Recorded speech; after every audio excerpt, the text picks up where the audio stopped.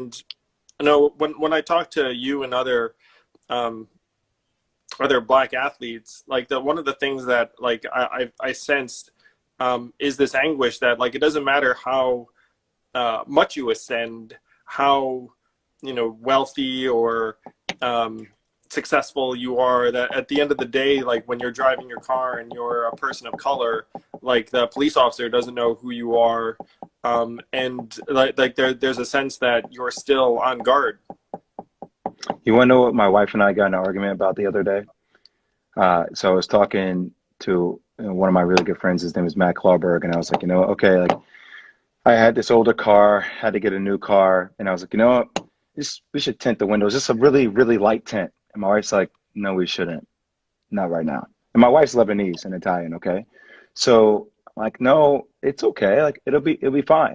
She's like, no, I don't feel comfortable with you doing that. And like those are the type of conversations that I end up having. That it doesn't matter how successful I get. It doesn't matter what I say on TV or how much notoriety I get for what I say. At the end of the day, like I've been pulled over multiple times in my life for driving a suspicious vehicle, a suspicious vehicle. And they've been nice vehicles, but suspicious. And that's led to, I mean, things that my dad and I have talked about, Andrew, is, when you get pulled over, you keep both your hands on the wheel, you do not move. You try to use tonality that de-escalates situations, regardless of how the cop might try to escalate it or ask you questions or try to catch you out there. And when you go to your glove compartment to get your insurance or your registration, you keep one hand on the wheel and you it's called a guide hand. You guide the cop with you as you're maintaining eye contact with him about where your hand is going. And I can't tell you how many times this happened to me. And I've been pulled over with other friends, and I've seen some of my other friends who are Caucasian, throw a hissy fit, and the cop is trying to call. And I'm like, wow, I don't have that same luxury. Even if I did, the anxiety I would have, because I know that's not the norm, just gives it such a different feel all the time, all the time. Yeah, that's something that most of us can't relate to, or people that didn't grow up black in this country, and have that kind of experience. Certainly, like this time has highlighted for us all just how completely and destructively racist a lot of police behavior is. When I started digging into the facts around this, and I knew a lot from my time on the campaign trail, but the magnitude of the problem is is highlighted by the fact that we don't even know precisely how big the problem is. It's like there have been multiple laws that were passed saying, hey, we should try and document how many people die as a result of encounters with police or in police custody. And we still don't actually get that information from police departments around the country. We had, there were journalists who compiled it locally. And so to me, most Americans cannot relate to that.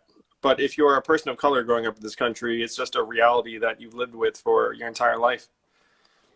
Yeah, so I didn't even know. I'm with you. It has been reality. So I look at the situation in Minnesota, and I'm like, is that what we should require our police force to do? Like, be dismantled and then built from the floor up. But then, who's still policing the neighborhoods while you're dismantling the police force? And I've heard a lot of people talk about we need to defund the police. Is that the answer? How would you go about it? Because obviously you have way more experience in this than I do. Well, defund the police is just the wrong term for what people are arguing. People are arguing for scaling up resources to communities around healthcare and education and mental health resources and infrastructure and community services, and scale down the level of policing. And Minneapolis' step to defund, well, what they did was, it looks like they're going to disband the police department, which is an incredibly dramatic step. It happens Hmm. almost never in the United States. But it did happen to a town that you probably know relatively well. It happened in Camden, New Jersey, Wow. because the Camden Police Department was so corrupt that they got there and eventually said, there is no saving this department. Like, there's no turning this thing around. Like there was so much corruption going on that, like, if I told you like the stories from the news accounts where they were literally just like passing the drugs around and like showing like everyone knew what was going on. And so they had to disband that police department. And then when they reconstituted it, they hired back some of the same police officers, but they had a completely different approach to policing where the policemen volunteered in communities. They had barbecues. If you're a new police officer in that department, you have to knock on every door of the places you're patrolling and just introduce yourself and say hi. Say, hey, Actually know your neighbor. What a crazy like, concept. I'm the police officer that will be patrolling in this area. So they've done very dramatic things. Now, Camden was an unusual example, but it seems like Minneapolis is trying to do something similar. And no, like the fact that they did this to me is a major step. And other communities are going to look at this and say, wait, like that's actually even conceivable, because most of us can't imagine a police department being disbanded, but it has happened multiple times in the US. So like, I don't even know, all right, if that's the case, but maybe they are being a little bit dramatic, then what's an immediate solution? Like obviously, I see a lot of activation around local legislation where people are like, who's your district attorney? Who's your mayor? What are some of the policies they put in place? Obviously, do more research on that. Is that the immediate answer, to go more grassroots and try to have more people that look and sound like minorities in government positions? Because I don't know if that's always the answer either, because I know a lot of people that are corrupted by these same situations. So what would you advise people to do currently? This was Cornel West right after the riot, the protest began, where he said, look, we've tried black faces in high places and it has not actually changed like what's happening on the streets. And so there are a number of big changes that are being proposed that would move in the right direction. So number one is use of force rules, saying, look, no chokeholds, de-escalate, use of force, exhaust every other alternative.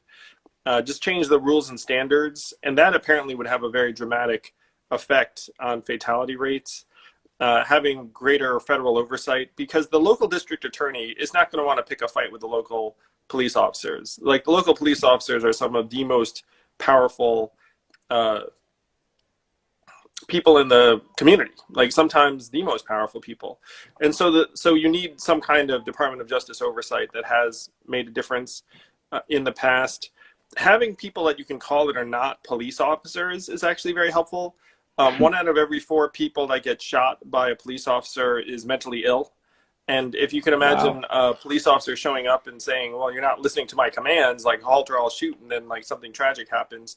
Instead, you send in a crisis worker and a mental health worker and a medic for those situations, who don't have guns, obviously. So that would be a change.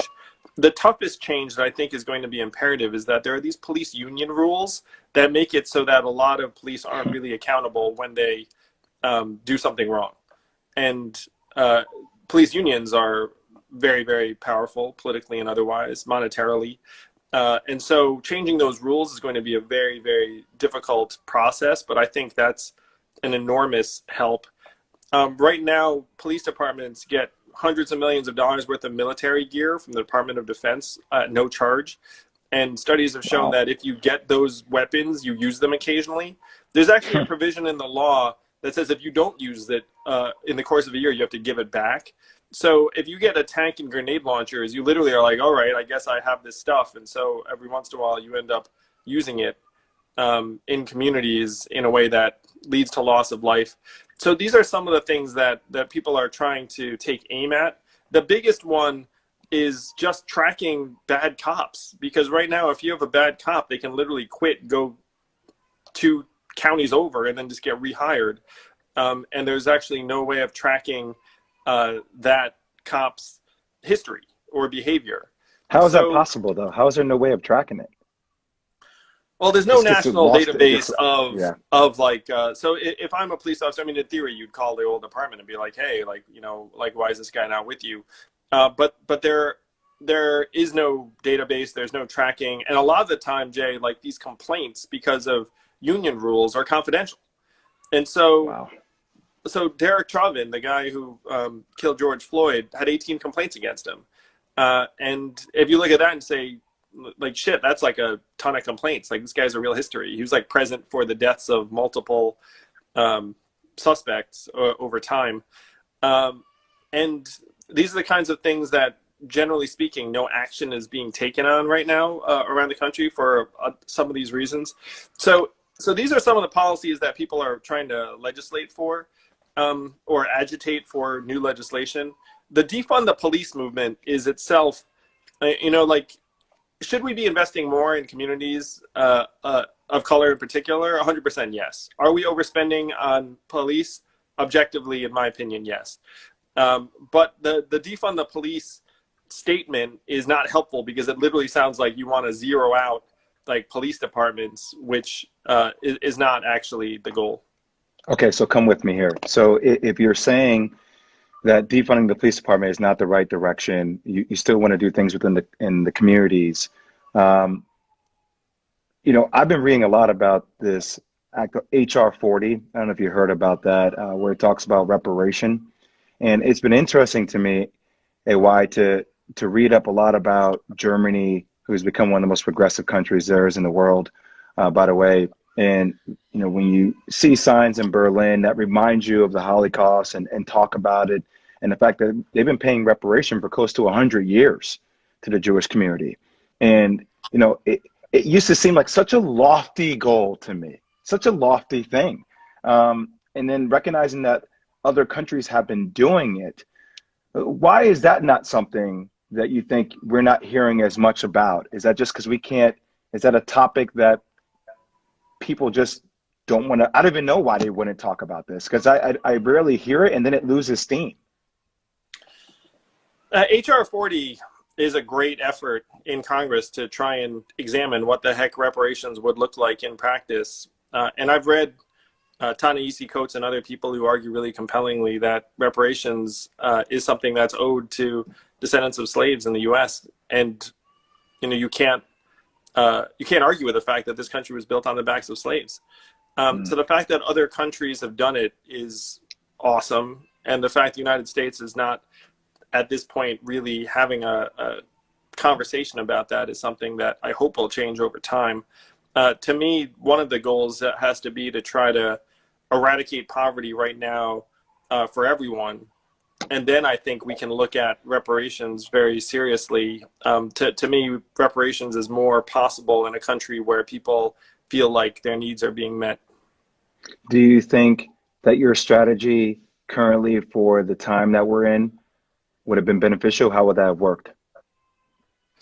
People say to me all the time, Jay, that it's like if all of this shit had hit the fan, like 10 weeks earlier, I'd be the front runner today. I mean, yes, you would be. Yes, you would be. That I hear a lot of. It's heartbreaking that we're in this situation with like a crisis on top of a crisis. And certainly I just want to do everything I can to help right now. But I will say that millions of Americans got $1,200 stimulus checks from the government, and they were like, wait a minute, we can do that? And they liked getting the stimulus checks. It helped them breathe easier and made them less stressed out. And so there are a lot of people joining the Yang Gang all the time, honestly. You look at our mailing list and like supporter base and the rest of it, it's growing all the time because a lot of people are like, wait a minute, like that guy actually made a lot of sense. And a lot of the stuff he described is coming to pass, unfortunately, faster than even I'd imagine. Man, it's interesting, even, being on air every day. I took about 4 or 5 days off. Obviously got my family out of town when all the protests started to happen in the riot, and got up here and got settled. But it was interesting. There was such this rush I felt to hurry up and get back on air. And, everybody saying, Jay, we want you on air. Your voice is important.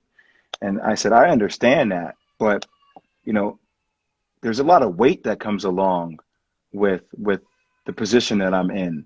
And I want to thoroughly think through what it is I want to say and what the impact of what I'm going to say is going to have. And I actually want there to be actionable items that when I do go on air, I'm just not pontificating about how frustrated I am or how pissed off I am. I've been that way for a long time. I've been that way since watching my dad deal with cops. And, then you combine that with the pandemic. It's, and it was challenging for me because as a black man, I'm supposed to do that. That is my role. That is my responsibility. And trying to work with people on a day-to-day basis to help me think through what it is I want to say and how I want to say it. Collection of data. I don't know, who do you use for stuff like that, Andrew? Obviously, I mean, you can't come up with all this stuff on your own. Obviously, you got your team, but who are some of the people that you've talked to that you bounce ideas off of that you think are your trusted, internal circle?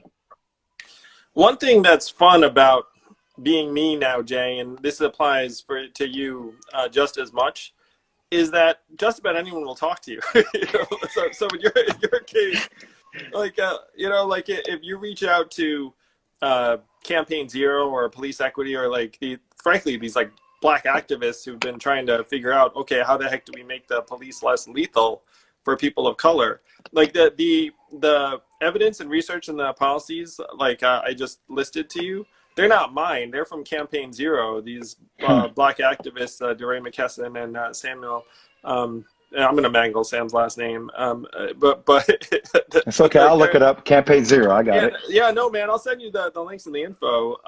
But it's tremendous because they've done the work, and then I kick the tires on the work they've done and look at it and say, well, one, the data's there. Two, it's common sense. And so that is the fun part of being us, Jay. Is we can equip ourselves pretty quick. Because everyone wants to tell us what they've been working on. And then you and I have the benefit where we can spread that message.